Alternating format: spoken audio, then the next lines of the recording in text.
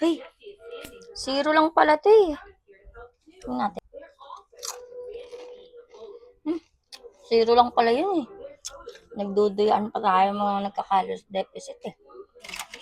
Isa pa. Oh, diba? Sarap. Zero ulit. Aray. Sakit. So, sobrang sarap. Zero lang ulit.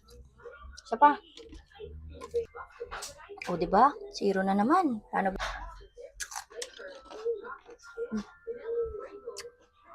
Zero lang pala ito eh. A few moments later. Diba? Nilagyan na natin dito kasi pahirapan eh. Zero lang naman ito lahat.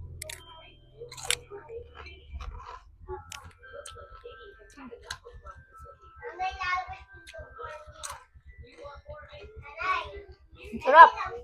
Kaya sa mga nagka-calories deficit dyan, pag wala kayong pang snack, tapos gusto nyo lechera, ito. Kasi zero lang.